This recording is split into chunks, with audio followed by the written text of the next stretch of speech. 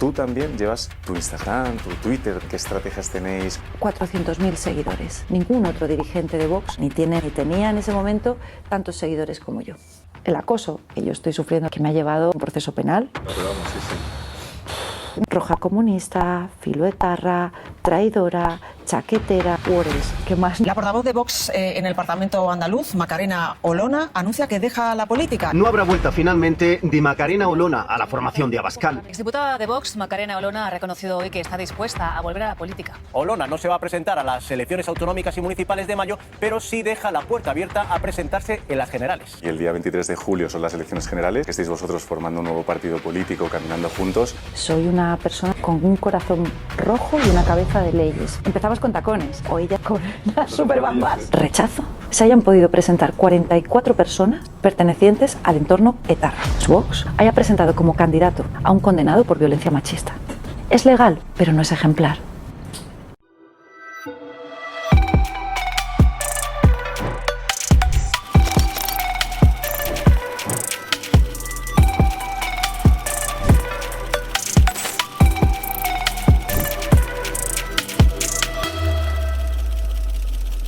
Oye, Macarena, mil gracias por haber venido, que sobre todo en el momento político en el que estamos, que entiendo que tenéis una agenda súper apretada, muchísimas gracias por haber venido.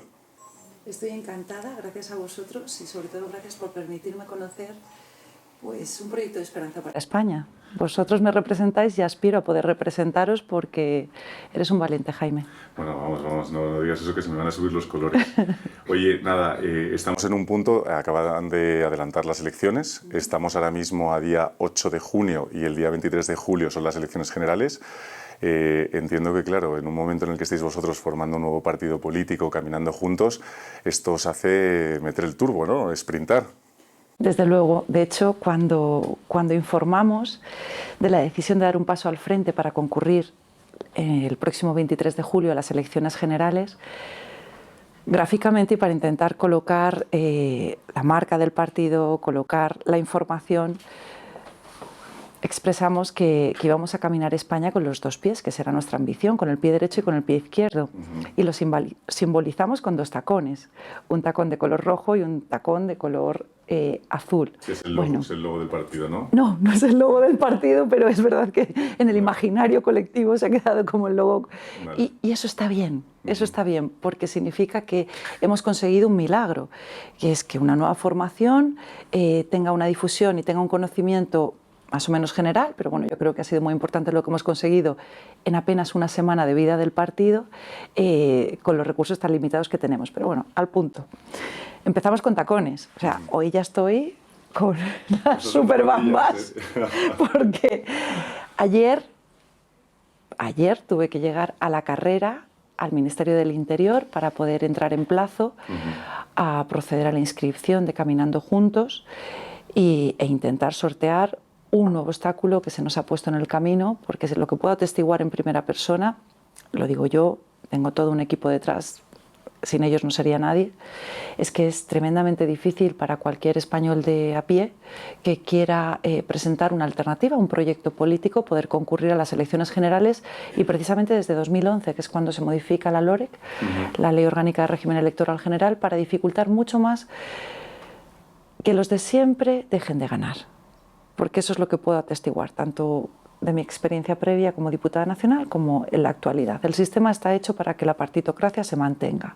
Y si bien es cierto que hemos encontrado la irrupción de nuevas formaciones políticas desde el pasado 2015, en lo que se han convertido en la actualidad esos extremos, a derecha y a izquierda, es en simples muletas de ese bipartidismo tradicional. Muy bien, oye, empezamos fuerte, la verdad es que sí.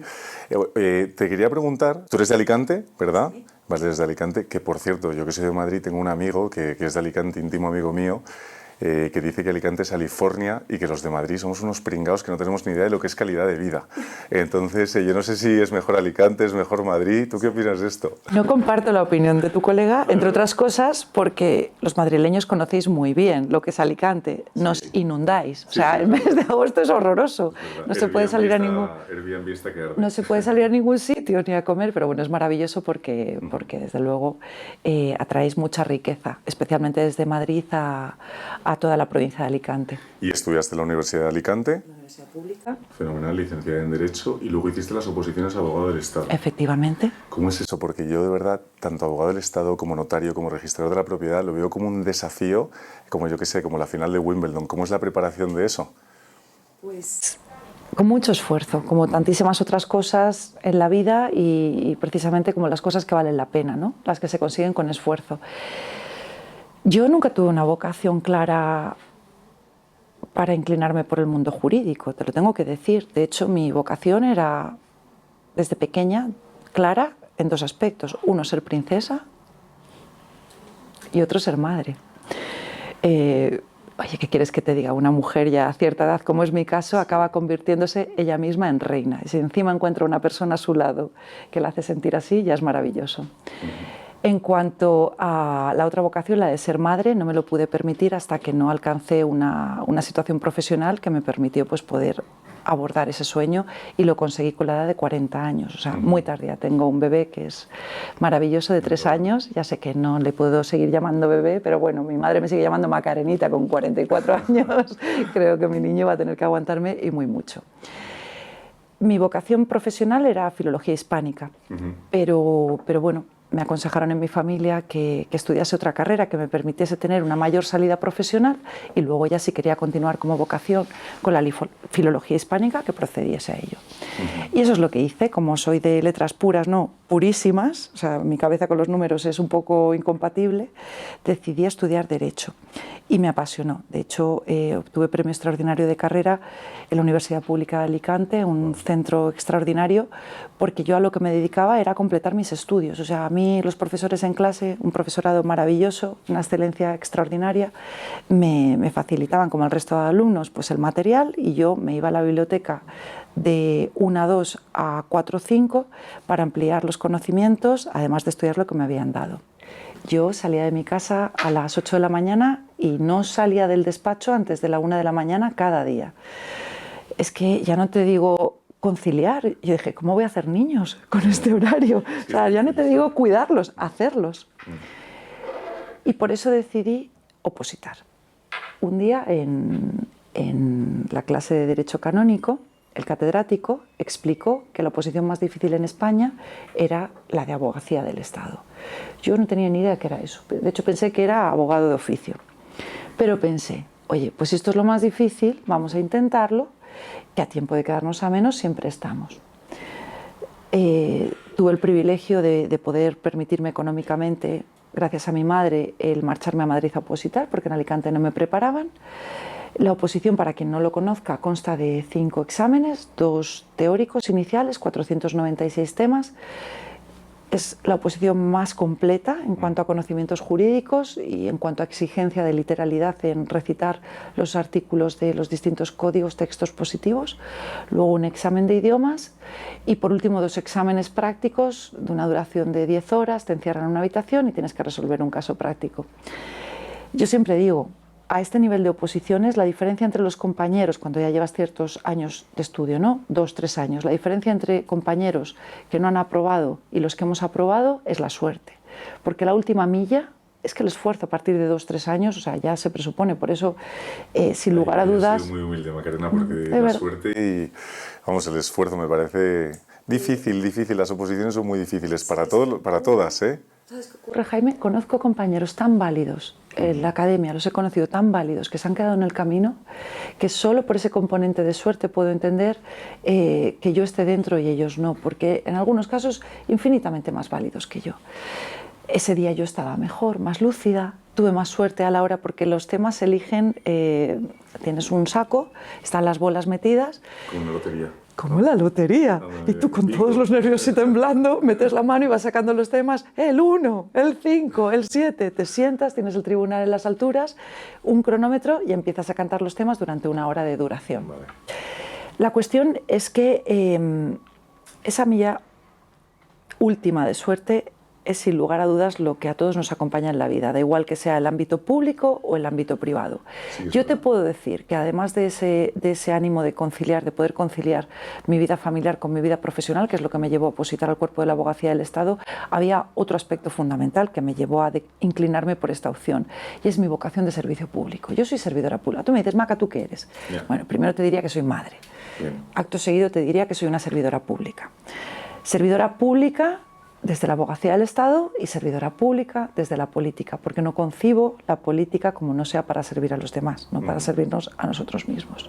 Muy bien. Muy bien, oye, Carrera, me has contado un montón de cosas, no conocía prácticamente nada de esto, todas estas cosas que me has dicho, mil gracias. Hay una parte que has comentado, que has sido diputada de las Cortes Generales por Granada, y bueno, yo creo que, vamos, Andalucía, tierra maravillosa, y Andalucía tiene un color especial, no solo Sevilla, pero hay una parte que te quiero preguntar, el balance que hay siendo diputado entre esa parte que nos da la sensación desde fuera de Juego de Tronos, que a veces es como que lo que se percibe, incluso un poco de... sin que se me malinterprete, pero un poco de circo, y luego cómo realmente se balancea esa parte con el aportar de verdad valor al ciudadano y, como eso has dicho, de vocación de servicio. Entonces, ¿hasta qué punto realmente se balancea todo eso y cómo se aporta en última instancia de verdad valor a la sociedad? Yo creo que no resultas ofensivo, sino objetivo cuando calificas la política actual como un circo. La diferencia entre tú y yo es que yo lo afirmo habiendo sido un agente principal en ese circo. Por eso te digo, es que no sé. Habiendo sido un agente principal en ese circo. Fíjate, el otro día en La Sexta emitían un documental sobre García, y Cristina Pardo decía sobre él que había sido incómodo y peligroso porque tenía la luz pagada. Yo no soy una política profesional y no pretendo serlo. Yo no quiero engañar a nadie, nunca lo he hecho. Siempre dije que mi paso por la política sería temporal, mientras yo considerase que podía ser útil a los españoles desde esa posición política. Pero, al igual que le ocurría a García y me ocurre a mí, el tener la luz pagada y no depender de la política para vivir te permite algo fundamental, y es mantener tus principios. Yo tengo muy claro que a mí el sistema intentó engullirme, vamos a decirlo así gráficamente. También tengo muy claro que el sistema se vio obligado a escupirme, porque yo no he venido a la política, ni cuando estaba en Vox, ni ahora como presidenta de una nueva formación política, a ser parte integrante del sistema. Vamos a dejar algo muy claro.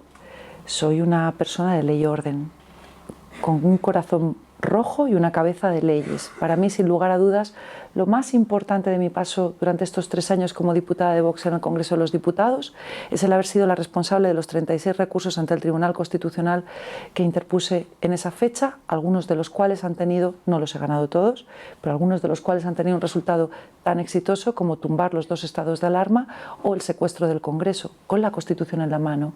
En mi vida, ni como abogada del Estado en activo, ni como secretaria general en el Congreso, he interpuesto un recurso político, todos con la ley en la mano, por respeto a la justicia y a los tribunales. Me sitúo al lado de los millones de personas que se sienten profundamente desafectados, abandonados por el actual sistema, que buena parte de la responsabilidad o de la culpa es de la partitocracia. ¿En qué punto hemos permitido como sociedad que el sistema que se ha consolidado sea el del bienestar de los partidos políticos y de los políticos y no el de los ciudadanos? ¿En qué momento hemos permitido que lo importante sea hablar de los políticos, de los partidos políticos y no de los ciudadanos? Cuando te hablo de los españoles, voy a dejarlo muy claro, me refiero a todas las personas que hacen España, que hacen nuestra patria, que no son solamente los españoles por nacimiento, por haber adquirido posteriormente la nacionalidad española.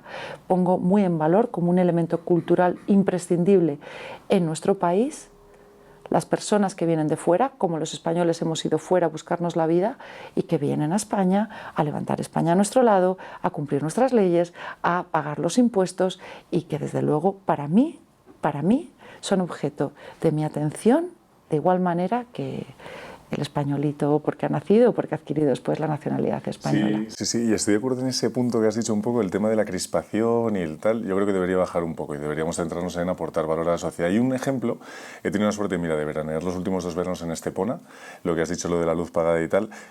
José María García Urbano, que además es notario, es el alcalde de Estepona, bueno, Estepona que es además alucinante, maravilloso, no cobra ni un euro y además ha hecho unas reformas en Estepona que todo el pueblo de Estepona está contentísimo. O sea, ha reformado las calles, el urbanismo, todo está muchísimo más bonito, ves flores por todos los lados. ¿Y eso qué hace? Está entrando capital, que yo también lo veo un poco, y la organización de Estado, de municipios y todo, casi es como una empresa. Tiene que funcionar bien y ser rentable, y que entre capital están entrando inversiones, están abriendo restaurantes muy chulos, tal. Entonces, pues eso yo creo que también es una gestión que al final todo el mundo como sociedad, pues yo creo que agradece. Pero bueno, yo quiero entrar también en... Aporta valor. Estabas comentando anteriormente, pero hay que... Mira, permíteme... creo que está haciendo una labor extraordinaria como alcalde, pero hay que tener en cuenta su contexto. Él se puede permitir no cobrar. Yo no me podría permitir vivir de la política sin cobrar, porque lo más o menos que tengo lo he ganado con mi trabajo, tengo mis ahorros, pero mis ahorros dan hasta donde dan. De hecho, te puedo asegurar que desde que dejé la política activa, para mí está siendo muy satisfactorio el poder poner mis recursos propios a disposición de los españoles en todo este camino que he estado recorriendo, primero dando un ciclo de conferencias para devolver un poco a la sociedad todo lo que me ha dado, ¿sabes, Jaime? Porque yo me siento en un momento de profundo agradecimiento. Es inmenso el cariño que he recibido y que recibo de los españoles cuando estoy en la calle a través de mis redes sociales. Para mí ha sido un privilegio poder servirles como diputada nacional. Es a lo que aspiro volver. Es una parte muy bonita, ¿no? Es tremenda. O sea, ojo, te lo dice alguien que ha tenido y que permanece en la actualidad viviendo con escolta permanente por las amenazas de muerte, por ejercer es un tema serio. La política. Por ejercer la política. Esto no tendría que tener color. Pero bueno, al punto, a lo que voy. Sí. El alcalde de Estepona puede permitirse, porque notario, registrador, o sea... de hecho, es lo que me decía mi madre, que tendría que haberme dedicado. Hija mía, tendrías que haberte dedicado a ganar pasta, haber opositado a registrador notario. Yo considero que los políticos en España están muy mal pagados. No tiene un pase que el presidente del gobierno de España, cobre 78.000 euros. A los mejores hay que pagarles, porque yo recuerdo una conversación con Juanma Moreno cuando tenía que formar gobierno, después de las elecciones a las que yo concurrí como candidata, que íbamos hablando, ¿no? Y yo le decía, Juanma, ¿cómo vas? ¿Cómo va la conformación del gobierno? Y él me decía, Maca, estoy teniendo muchas dificultades, porque la gente válida que podría aportar valor a la gestión de la vida de los andaluces no puede venir a la política porque no pueden vivir de la política. Total. Entonces, tenemos que hacer una reflexión muy importante, alejada de populismos. O sea, independientemente de ideologías. Es que es la casa común del sentido común, donde está caminando juntos. Es la casa común del sentido común. O sea, el presidente del gobierno lo que tiene que tener a su disposición, que no le pongas nombres, sea quien sea, son todos los recursos públicos necesarios para que la importantísima labor que tiene entre sus manos, dirigir la vida de 47 millones de españoles, concentremos sus esfuerzos en lo importante, que son las decisiones que tiene que tomar. Pero esto es una cuestión de eficiencia, de gestión privada aplicada al ámbito público, al sector público. Si queremos que nos gobiernen los mejores, tenemos que poder pagarlo. Luego, eso sí, también tenemos que implementar mecanismos que actualmente no existen para una adecuada exigencia de la responsabilidad política. Actualmente, no pasa nada por mentir en política, no tiene consecuencias. La prevaricación, que es una de las medidas que desde luego desde Caminando Juntos queremos llevar dentro del gran bloque de lucha contra la corrupción, la prevaricación ni siquiera está penada con pena de prisión. O sea, el meter la mano en la caja pública, el dictar resoluciones injustas, prevaricar, para el político no tiene consecuencias reales, entre otras cosas porque para cuando tenemos una condena han pasado 20 años.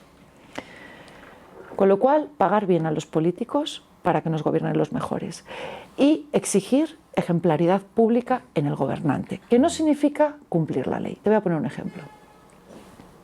Rechazo que en nuestra sociedad se hayan podido presentar 44 personas pertenecientes al entorno etarra. 7 de ellos con delitos de sangre. Se han presentado a las pasadas elecciones autonómicas y municipales porque era legal, pero no era moral. Es un tema delicado ese, ¿eh? Rechazo que una formación política, como es Vox, en el caso de los etarras hablábamos de Bildu, haya presentado como candidato a la presidencia de la Comunidad Valenciana a un condenado por violencia machista. ¿Es legal? Por supuesto, había cumplido su condena, pero no es ejemplar. Y yo soy de las que no pierde la esperanza de que nos gobiernen los mejores. Y eso significa no limitarse a cumplir los estándares legales, sino ser ética y moralmente los mejores. Porque esto viene muy antiguo. Se supone que aquellos a los que designamos como representantes son las espaldas en las que nos miramos, porque sus decisiones impactan de lleno en nuestras vidas. Totalmente. Yo creo que, vamos, el 99,99% de la sociedad somos currantes, necesitamos el dinero a la de tal, no nos podemos permitir cobrar 0 euros y es verdad que al final, pues igual que la empresa privada, la parte pública, yo sí que creo que debería haber incentivos, no solo la parte fija, oye, incluso variables, ¿por qué no? O sea, incentivos por objetivos, como las empresas privadas, yo... La Hacienda los tienen, ¿eh? Porque tienen esos KPIs. Ah, bueno, ya. Bueno, no, pero... La tributaria los tiene. Sí, ya te entiendo. Pero sí que es cierto, oye, igual que todas las empresas tienen, oye, KPIs, tus métricas, tus objetivos, tu variable. Pues entonces yo creo que en el sector público es algo que funcionaría muy, muy bien. Incluso motivaría a la gente a todos los niveles. Creo que eso es una práctica, independientemente del partido que esté, yo creo que eso es algo que se debería hacer. Pero bueno, quiero entrar en Caminando Juntos, que ya sabes que aquí somos muy frikis en la agencia de, oye, del tema del emprendimiento, las startups y tal. Yo creo que formar un partido es ser muy parecido a crear una startup. Entonces, cuéntanos un poco, oye, cómo ha sido la fundación, qué motivaciones tenéis, qué valores, todos los desafíos todos los desafíos con los que estáis encontrando, que serán infinitos a todos los niveles, a nivel financiero, tal, cuéntanos un poco. Bueno, lo primero que tengo que decir es que Caminando Juntos tiene una semana de vida. Una semana de vida, Eso sí, pero... es un bebé, 3 años, pero una semana es un bebé. Es un bebito que el pobre nos está exigiendo una dedicación extraordinaria que mira, no sé si va a acabar con su madre en el camino, porque está siendo apasionante, qué carajo, está siendo apasionante. Está siendo una experiencia, maravillosa, te lo tengo que decir, No sé hasta dónde llegaremos, no sé cuál va a ser el día que cenemos en el infierno, espero que sea después de tener los escaños con nosotros y sin lugar a dudas, Jaime, lo mejor de Caminando Juntos es su capital humano. Pero esto la gente lo tiene que saber. Caminando Juntos no estaba en el ideario de nadie. No estaba en mi diario. Hace 9 días, el presidente del gobierno anunció convocatoria anticipada de elecciones generales. Convocatoria de las elecciones generales el domingo 23 de julio. Algo que solo supo el presidente Sánchez y en las últimas 24 horas, porque lo dijo abiertamente. La decisión de convocar elecciones anticipadas está motivada por el resultado de las elecciones autonómicas y municipales. Yo recuerdo que en ese momento estaba con el vicepresidente del partido en la estación de Santa Justa, en Sevilla, camino a Madrid. Maca, convocan a elecciones anticipadas. Te enteraste en el AVE, ¿no? A las puertas, por no mentirte, de coger el AVE. Vale. No te voy a engañar. Fue un momento de gran shock. Ojo, ¿cómo me imagino que pasó a derecha, izquierda, centro, donde quiera situar el tablero político? Para todos y para los ciudadanos, nadie lo entendía. ¿Esto qué es? Para todos, creo que ha sido una decisión muy audaz, muy audaz. Y además te digo, creo que... O sea, ¿crees que es estrategia? En política todo es estrategia, salvo... En política todo es estrategia, salvo para las startups maravillosas, como es el caso de Caminando Juntos, que pasan las cosas porque Dios quiere. Porque es que hay veces que, como en el día de ayer, acabamos el día con un vino, todo el equipo diciendo, después de dar una conferencia a las 8:30 de la noche hasta las 12, diciendo, de verdad, o sea, what else, ¿qué más nos tiene que pasar? Y no ha hecho, vamos, esto ni ha empezado. Nada, primeros pasos, bueno, gateando. Pero es importante que sí. esto quede muy claro, Jaime. O sea, lo digo también porque no podemos deslindar caminando juntos de mi trayectoria. Desde que yo dejo la política activa, ahora va a hacer un año, hasta hace una semana, cuando yo he dicho, mirando de frente a la ciudadanía, mirándoles a los ojos, que no podía comprometer mi palabra si iba a concurrir o no como candidata o en otro partido en las próximas elecciones generales, es porque esto era así. Yo he ido comprometiendo mi palabra a medida que he sabido que podía cumplirla. ¿Qué he dicho? Por ejemplo, en la entrevista que concedí a Jordi Évole el pasado mes de marzo. Esa fue cañera, ¿eh? Todo en la vida. Esa fue cañera. O sea, de verdad, todo en la vida suma y te ayuda a superar las siguientes pruebas. Soy más fuerte después de esa entrevista, sin lugar a dudas. Tengo que poner en valor el equipo extraordinario, la enorme profesionalidad de todo el equipo, también de Jordi Évole, pero hay que aguantar, ¿eh? Hay que aguantar 6 horas de interrogatorio duro. ¿Fueron 6 horas? Sí. Se filtraron mentiras, ¿Cómo haciendo ver que... Pero luego cuando se publicó menos, ¿no? Fue una horita. Es Claro. uno de los riesgos. Claro. La Es una edición. maratón, ¿no? Y la maratón ahí hay a veces que flaquean las fuerzas. Constipado, que a mí cuando me decían, ¿pero qué voz lleva? Decían, ¿qué le pasa? ¿Está llorando? Y yo, no, coño, son mocos. O sea, pues que yo había dado mi palabra que estaría ese día, movilizaron todo un equipo desde Barcelona a Madrid. Les mandé un audio el día anterior para decirles, mirad, tengo el constipado bendito de guardería. Esta es mi voz. Que sepas que yo estoy así hoy, espero no pegártelo, pero llevo un paracetamol y 2 de vitamina C, o sea que... Pero no te lo voy a pegar, tenemos distancia. O sea, de verdad que si algo me demuestra la vida es que tú eres autónomo, me vas a entender perfectamente. Hay situaciones, y un constipado es una de ellas, hablamos de algo relativo, que te lo puedes permitir o no te lo puedes permitir. Yo no me puedo permitir una baja o un constipado, con lo cual, si me pegas los mocos, si me pegas el constipado, simplemente acordaré un poquito más de ti cuando esté corriendo con mis bambas a la carrera por la calle, pero pa'lante, pa'lante, pa'lante. Pero bueno, que, o sea, que al final, dentro de que sí que es verdad que fue cañera, al final también, oye, pues enriquecedora y también, oye, os daba audiencia, ¿no? Me permitió dar a conocer un poco más dónde estaba, de dónde venía y hacia dónde iba, siendo líder de audiencia, los 2 programas en la temporada y con un público de 4 millones de espectadores. O sea, ¿por qué Jordi Évole y no otro programa? Por supuesto que hay estrategia en la decisión que tomé personalmente, sabiendo que era una decisión polémica, como así fue. O sea, el acoso que yo estoy sufriendo desde el pasado mes de septiembre, que me ha llevado a iniciar un proceso penal, denunciando una situación de acoso, de calumnias, de amenazas de muerte. Es algo extraordinario. Cuando yo anuncié que concedí una entrevista a Jordi Évole, es cuando empezó la maquinaria orquestada, roja comunista, filoetarra, traidora, chaquetera. Estoy muy satisfecha de la decisión que tomé y muy satisfecha del resultado de la entrevista, los 2 programas. Pero verdaderamente vamos recorriendo pasitos en el camino, como te decía anteriormente. Yo en esa entrevista dije que si la política volvía a mi vida, ¿sería por Granada o no sería? Y en todas y cada una de las entrevistas que he concedido desde que volví a la vida pública, recorriendo el camino de Santiago, como ciudadana, como española... El camino, no quiero hacerlo. O sea, ¿Me lo recomiendas, no? sí O sí, Jaime, Obligatorio, sí ya lo o has sí, dicho. obligatorio como experiencia vital. A mí me habían dicho que el que lo hace repite, créeme. No sé si este proyecto que tenemos entre manos tan extraordinario acabará el próximo 18 de junio porque no seamos capaces de superar todos los obstáculos que el sistema está poniendo en nuestro camino. Tienes que llegar al 0,1%. Eso efectivamente. Vale. No sé si el camino acabará el 23 de julio con representación sin ella, eso los jefes mandan, con su voto. Lo que podemos asegurar es que estamos dando todo lo mejor de nosotros mismos, poniendo nuestra mejor versión encima de la mesa y trabajando 24/7. Hoy hay publicidad engañosa, vengo de chapa y pintura, tendrían que verme cómo me he despertado. Eso solo hay que ver cómo estaba ayer en la comparecencia ante los medios, sin maquillar, a la carrera, pelos locos. Buenos días, me van a disculpar, pero primero vamos a proceder.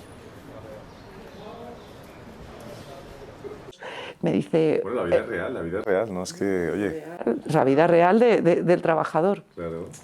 Pero verdaderamente lo que pude comprometer en esa serie de entrevistas que he ido concediendo es que no iba a concurrir a las elecciones autonómicas y municipales, porque entendía que la situación política en España no podía fragmentarse más el tablero político y que a resultas de lo que sucediera en las elecciones autonómicas y municipales decidiría si concurría, si volvía a la vida política en las elecciones generales, siempre y cuando me sintiera que podía ser útil para mejorar, para intentar aportar mi granito de arena para mejorar la vida de las personas. Y esto lo tuvimos que decidir rapidísimo. Así, Claro que así. Se convocan elecciones, jornada de reflexión, pasar al día siguiente la noche en vela redactando toda la documentación legal y al día siguiente, gracias a las personas del equipo, conseguir registrarlo todo en plazo en el Ministerio del Interior para empezar la carrera. Oye, equipo, ¿cómo reclutas talento? Y es importantísimo en... Haciendo familia. Familia. Haciendo familia, sin lugar a dudas. Te puedo asegurar que las personas de mi núcleo duro, en su inmensa mayoría, están formadas por personas que han sido mi familia, que soy parte de su familia, durante estos 3 años en el Congreso de los Diputados, a lo que se han añadido nuevas personas maravillosas que ya forman parte de la familia, porque esto sí que lo tengo muy claro. O sea, yo en mis relaciones hago familia. Lo hice como secretaria general de Mercasa, con una familia de 100 personas. Lo hice en el Congreso de los Diputados convirtiendo el grupo parlamentario en una familia. Lo hago ahora como presidenta de Caminando Juntos, porque no entiendo otra forma de relacionarme. Y cuando hablas de familia, estás diciendo muchísimas cosas. Ten por seguro que yo soy una persona muy exigente, soy consciente de ellos. A mí me aguantan. Soy una persona muy ejecutiva, y sobre todo que tiene en la cabeza un mundo y que coordina un mundo. Con lo cual, lo que intento hacer es dar a cada persona de mi equipo, sin la cual no soy nadie, un ámbito de responsabilidad y de competencias que se sientan adecuadamente reconocidos. Yo ejerzo un liderazgo compartido y de mucho reconocimiento a las personas de mi equipo. Y bueno, al final es como un equipo de espartanos, ¿no? He tenido la suerte de conocer a parte de tu equipo organizando toda esta, el podcast y tal. Beatriz, Ricardo, bueno, y muchos otros, la verdad es que es gente genial. Por eso, luego la parte de programa... Lo de los espartanos me viene en mente algo que decimos mucho en el equipo, que es muy gráfico. O sea, tú sabes el momento de sentarme con el equipo y decir, familia, vamos a brindar, tiramos para adelante. Claro, bueno, ¿qué vas a hacer, no? Tiramos para adelante, porque es el todo o nada. O sea, antes comentábamos, yo creo que el presidente Sánchez ha sido muy audaz con esta decisión de convocar elecciones de manera anticipada. Creo que estratégicamente es una decisión brillante, que le favorece en la posición que le corresponde y que es la que tiene que decidir. Y te digo una cosa, después del shock inicial, creo que es la mejor opción para Caminando Juntos. ¿Por qué es tan loco todo? O sea, es un escenario de al todo o nada, que es tiempo de audacia.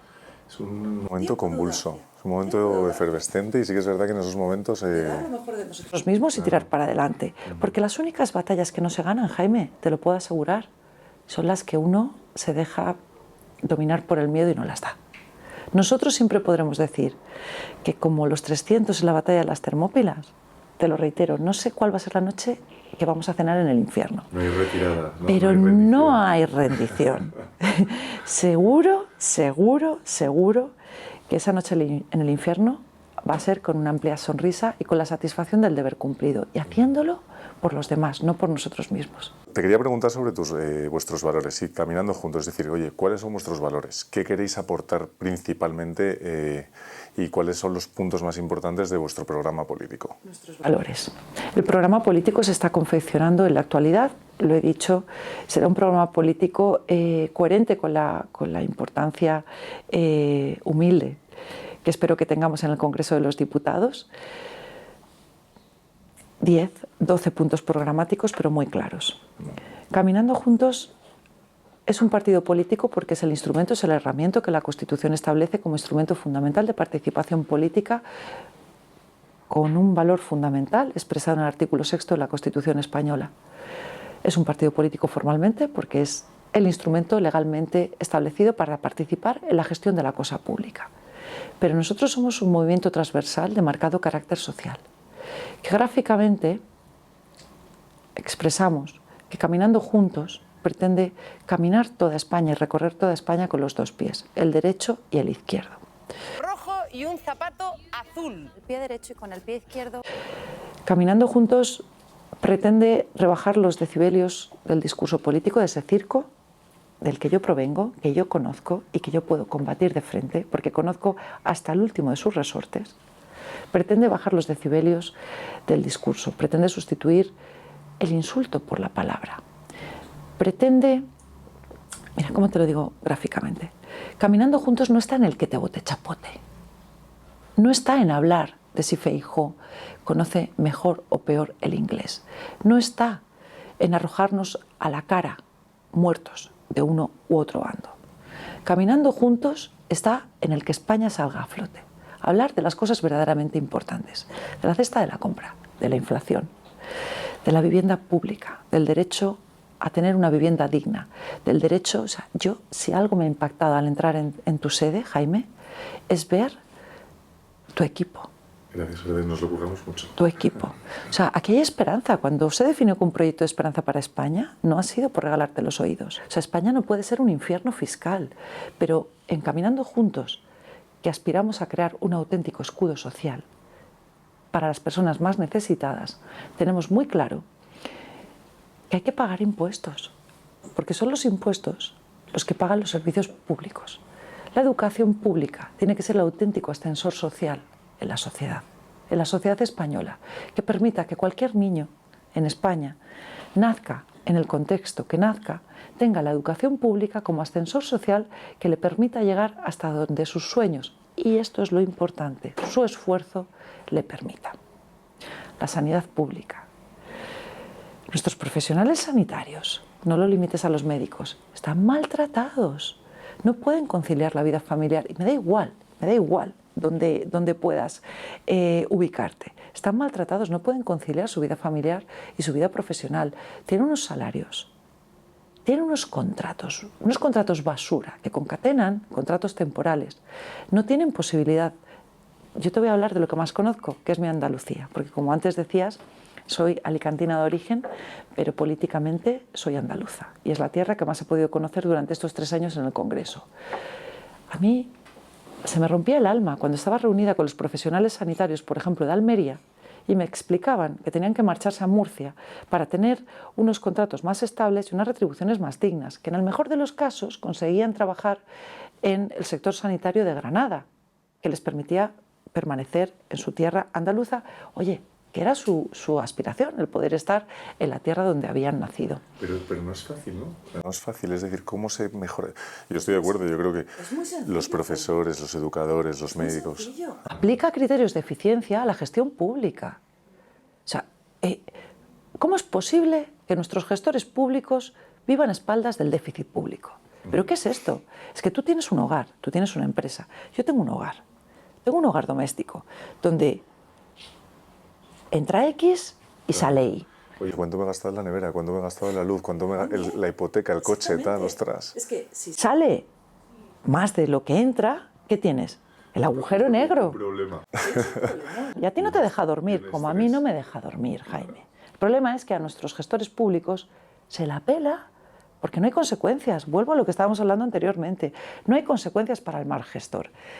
¿Cómo se puede vivir a espaldas del déficit público, del descalabro de las cuentas públicas? Fíjate, hay una medida que es esencial para Caminando Juntos, para conseguir tanto la eficiencia pública como la igualdad de los españoles, que está en nuestro ADN. Nosotros somos firmes defensores de la estructura territorial del Estado, que incluye como elemento vertebrador esencial las comunidades autónomas. Pero consideramos que determinadas competencias que actualmente están delegadas, derivadas en las comunidades autónomas, tienen que retornar y gestionarse de manera centralizada desde el Estado. Que no significa que no haya una delegación, una suerte de sucursal en cada territorio, que tiene entidad propia, pero las decisiones se tienen que tomar desde la perspectiva de un mando único, que permitirá eliminar muchísimo gasto superfluo y, sobre todo, adoptar decisiones que miren por la igualdad de los españoles y que no convierta a nuestra querida España en lo que es en la actualidad. 17 reinos de taifas, en determinadas competencias que, si permites que los 17 reinos de taifas tomen las decisiones autónomamente, lo que tienes es una profunda desigualdad en España. ¿Qué competencias son esas? Sanitaria, educación, seguridad y justicia. Si esas 4 competencias se centralizan en el Estado, cuando nos tengamos que enfrentar, como lo acabamos de hacer hace 2 días y nadie ha tomado nota de las lecturas que teníamos que sacar, cuando nos tengamos que volver a enfrentar a una pandemia que no entiende de fronteras, no cometeremos los mismos errores que han dado lugar a que hayamos desahuciado como sociedad a nuestros mayores, a quienes se les ha negado un respirador porque no había, y porque algo que sí que se ha hecho, por ejemplo, en Francia, en la lucha contra la pandemia, como es transferir enfermos de unos territorios a otros a través de trenes medicalizados, en España, por las distintas competencias concurrentes, no se pusieron de acuerdo para adoptar esa decisión que habría salvado vidas. A mí alguien me tiene que explicar muy despacito para que lo entienda, quién va a asumir responsabilidades después de que casi la mitad de los fallecidos durante la pandemia hayan sido ancianos desahuciados en las residencias.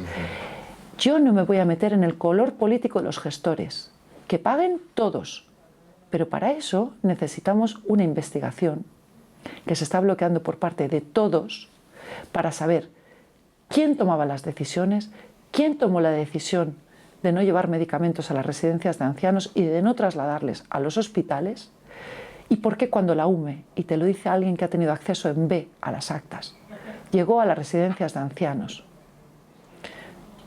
en los orígenes de la pandemia y se encontró ancianos apilados en habitaciones muertos con más de 24 horas, no se tomaron decisiones para evitar que eso continuase.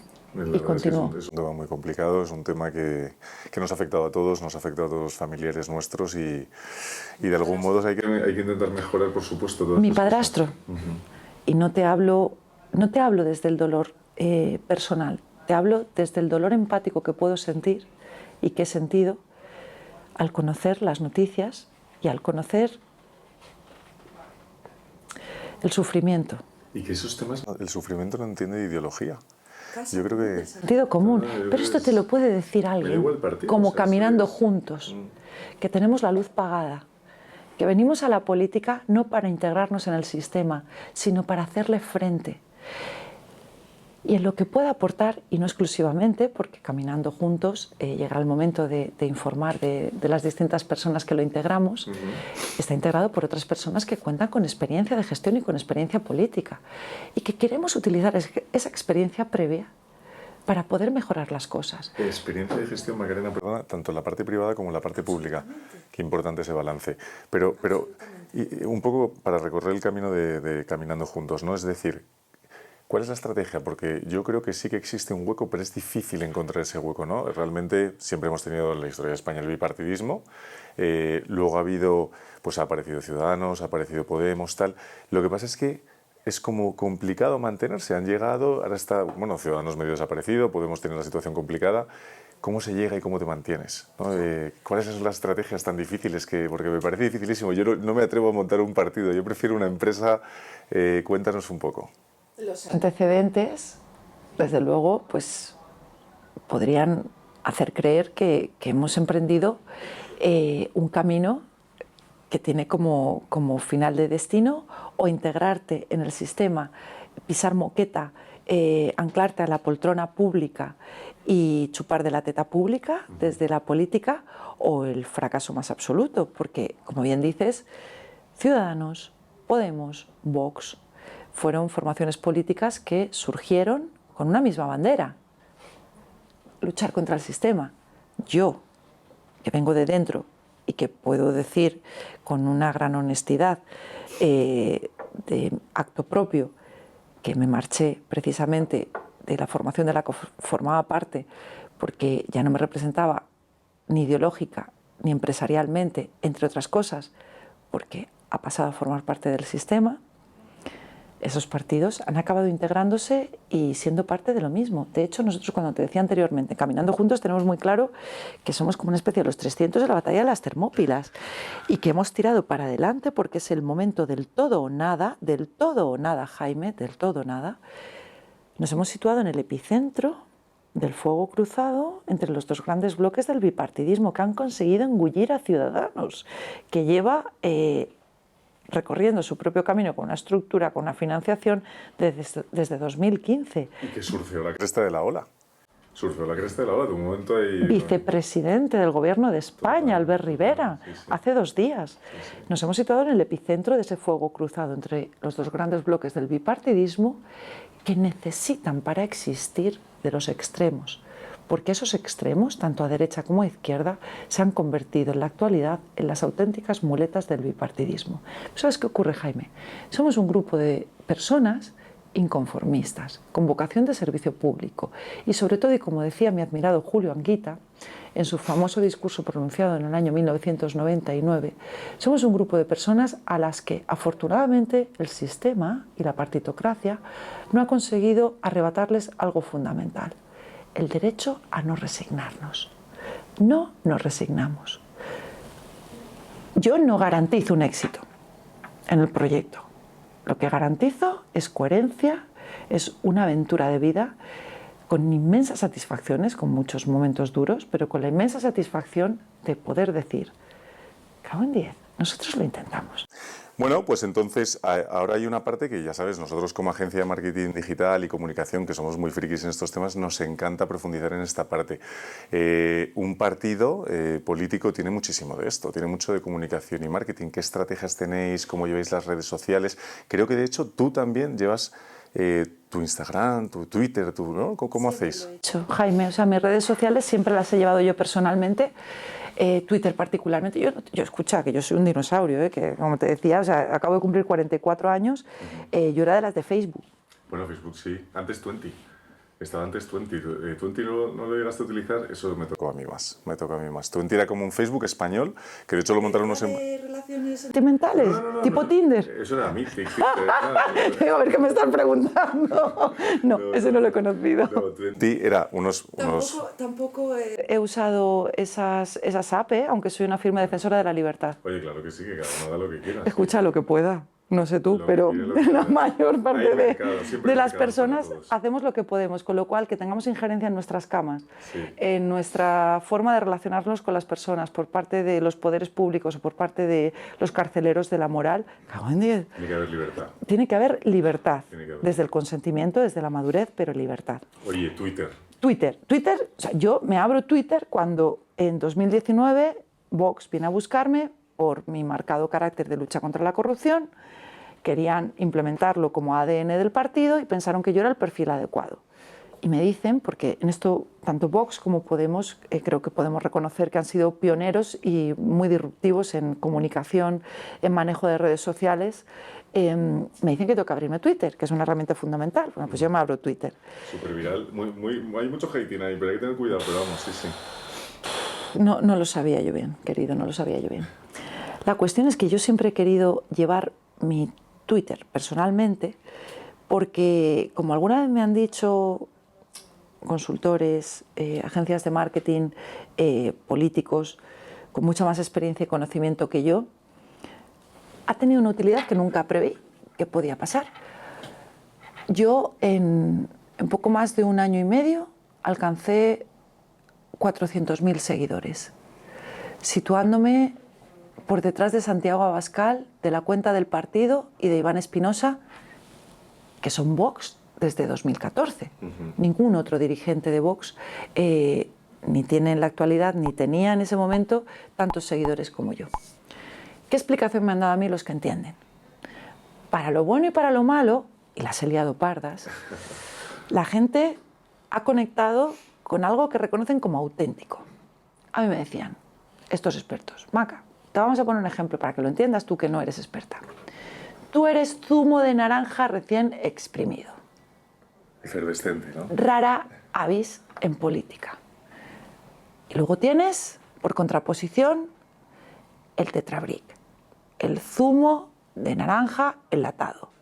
Pues eso, para lo bueno o para lo malo, y yo creo que podemos, después de casi 4 años en la esfera pública, estar de acuerdo al margen de ideologías que tiendo a no dejar indiferente, odios o benditos amores, pero no indiferente, y eso es lo que me ha permitido conectar con la gente, el mostrarme tal cual. Sí, yo creo que es importantísimo mostrarte tal cual, porque a mí me da la sensación de que la mayoría, en la política en general, da igual la ideología, pero es verdad que no llegamos a conocer en profundidad a los políticos. Hay como una especie de armadura y un encorsetamiento, y yo creo que este tipo de oportunidades y tal, o yo que sé, programas que son como mucho más famosos como El Hormiguero y tal, que la gente se muestra más auténtica, vienen muy bien, porque yo creo que al ciudadano le gusta conocer al político de verdad, o sea, cómo es la versión más auténtica. Dicho esto, quería preguntarte algunas cosas, oye, para, no sé, Macarena, conocerte más a fondo, tu lado más personal, ¿no? Y siempre me gusta preguntar cosas más íntimas y tal. Oye, pues no sé, libro favorito, tu película favorita, ¿qué te gusta hacer en tu tiempo de ocio? Cuéntanos un poco, déjanos descubrirte. Mi niño y el poco tiempo disponible que tengo, a mí me gusta profundizar leyendo leyes, también viendo series, disfrutando con las personas que quiero. Hacía mucho tiempo que no paseaba por la calle, feliz. Y es algo que ¿Te para mucho? Es algo increíble. Sí, ¿no? Y lo agradezco profundamente, todas las muestras de cariño. O sea, no me piden perdón. Sí. Primero, me dan las gracias por haber representado en el Congreso a derecha e izquierda. Sí, sí. A derecha e izquierda. Sus ideales, su posición, al margen de siglas, es decir, de cualquier sigla. Y yo siempre respondo lo mismo, no me deis las gracias, si es que serviros ha sido un privilegio, daros voz ha sido un honor. Y cuando me piden disculpas, perdona, ¿te puedo pedir una foto? ¿Te puedo dar 2 besos? O sea, si es lo que me sostiene. Claro. Con todos los golpes que nos llevamos, quienes decidimos dar un paso al frente en el ámbito político, a mí al menos, particularmente, por ejemplo, Julio Anguita no aceptaba hacerse fotografías. Y también es muy respetable porque él decía que él era uno más, que no era, él consideraba que hacerse fotografías era como convertirse en una suerte de rockstar. Y que él no estaba en eso. Un poquito, ¿no? Por la gente también. Yo te puedo decir que con todos los golpes, insultos, amenazas, con escolta permanente desde hace casi 4 años, ese abrazo cariñoso, ese cogerme la mano físicamente o a través de redes sociales, es lo que me da gasolina para recorrer 1 kilómetro más, un kilómetro más. Es que todos somos personas, independientemente de la posición y tal, todos somos personas. Música, Rosalía, me fascina. Pensaba que no me lo ibas a decir, al final sí, te has mojado. La amo. Y yo pongo como ejemplo cuando me dicen, ¿cómo has cambiado? ¿Quién es la Macarena auténtica? La que estaba en el Congreso de los Diputados, en un circo, en un ambiente de total crispación al que yo contribuí, o la que vemos ahora, que camina en libertad, que vemos incluso con un aspecto físico distinto, sin ese gesto de pura crispación. Tengo un ejemplo. Rosalía,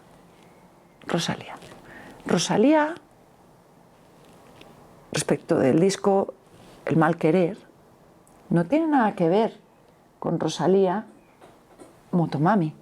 Bueno, Motomami va exitazo, ¿eh? Esa lo ha petado. Yo te digo que me despierto cada mañana con El mal querer. Cada mañana. Motomami no es lo que más me representa. Me gustan algunas canciones. ¿Tiene ritmo? Tiene ritmo. Yo soy súper bailona, ¿eh? O sea, por ejemplo, la canción de Beso me vuelve loca con lo romántica que yo soy. Decirte, eres bailona, te he visto bailando la Macarena, ¿no? Sí. Hay un vídeo en YouTube. Exacto. Y eso que bailo fatal.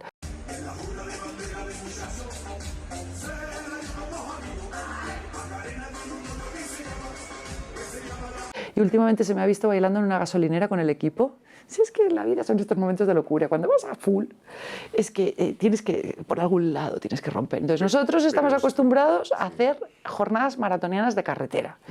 Le llaman la Oloneta, o la fragoneta. ¿no? Sí, sí, que es muy divertido y muy austero todo. Muy bien. Compartimos habitación, o sea, está siendo un proyecto, como tú decías antes, startup, con la más amplia sonrisa, lo digo por lo que nos está permitiendo vivir juntos como familia. Cuando llegamos a las 10 de la noche a parar una gasolinera, cuando llevamos 5 horas de coche y todavía nos quedan 3 por delante, ¿qué quieres que te diga? Pues nuestra Rosalía a todo volumen en la gasolinera, volvernos locos y ponernos a bailar, salvo mi escolta, por supuesto, que siempre se mantiene en su sitio, que es el más serio. Pero, ¿quién es Rosalía? ¿La del mal querer o la de Motomami? Todos cambiamos, todos evolucionamos. ¿O no somos planos? Es imposible. No somos planos. Esperemos. Sería, ¿no? Yo aspiro a no ser plana. Qué aburrido si no. Efectivamente. Oye, ¿sabes que las fake news, hablando que estamos hablando de marketing digital, están súper de moda, la inteligencia artificial y tal? Te hemos visto bailando como si fueses Shakira. Sí, muy fuerte. Que te mortifique, mastique, trague, mastique. Yo contigo ya no regreso, ni que me llore, ni me suplique. Sí, total. Sí, fue espectacular, sobre todo porque lo hace la inteligencia artificial, lo hizo 1000 veces mejor de lo que yo lo habría hecho en persona. Y eso que ya te digo, que yo soy muy bailona, aunque tenga 2 pies derechos o 2 pies izquierdos. Pero me encanta, me fascina bailar. Bailar y cantar. Oye, series, has dicho que ves series, cuéntanos alguna. Pues la última que he visto, bueno, que me falta, llevo 3 semanas para ver el último capítulo, es Agente Oculto. Agente Oculto es. Agente Oculto. Agente Oculto. ¿Me la recomiendas, sí? Te la recomiendo, es maravillosa. Pues me la Agente Oculto. Son 10 capítulos, que además empieza y acaba, que está guay, ¿sabes? Que no te tienes, porque yo soy bastante adictiva, con los libros, con las series. Cuando empiezo, soy de las que de repente se pega un atracón de estar hasta las 3 de la mañana si no me da un cierre. Con el libro te puedo devorar las 300 hojas de una.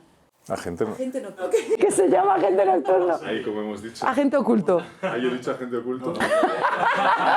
No dejéis de grabar, por favor, porque esto tiene que estar divertidísimo. Agente Nocturno, cosas de... Se llama Agente Nocturno. Es un agente de la CIA o del FBI que se la lían parda porque de repente, pues desde la Casa Blanca hay un complot para asesinar a los espías y poder asaltar el poder en la Casa Blanca. Bueno, a mí me encantan las series policíacas, desde luego las judiciales me apasionan, igual que las películas judiciales, perdón, me apasionan. ¿Alguna peli también que podamos...? O sea, si me dices una peli maca, pues, obviamente Lo que el viento se llevó, porque judicial, policial, pero yo los clásicos y de mucho amor, tragedia y pasión. O sea, la tengo que recordar, no la tengo en la retina ahora mismo. Lo que el viento se llevó. Es que eres más joven que yo, es que de verdad, chicos, o sea, y chicas. Esto no se puede, desde luego, imponer desde el ámbito público, pero yo siempre que tenga oportunidad, o sea, no hay que desechar lo clásico. No hay que desechar lo antiguo, porque tiene también un valor añadido muy importante. Total. Oye, Macarena, pues nada, se nos está echando el tiempo encima, y sé que tenéis una agenda súper apretada ahora. 1000 gracias por haber venido. Muchas gracias, Jaime. Espero que hayas estado cómoda y... Súper a gusto. Y ya está. Gracias por la oportunidad. Fenomenal. Pues muchísimas gracias. Muchas gracias.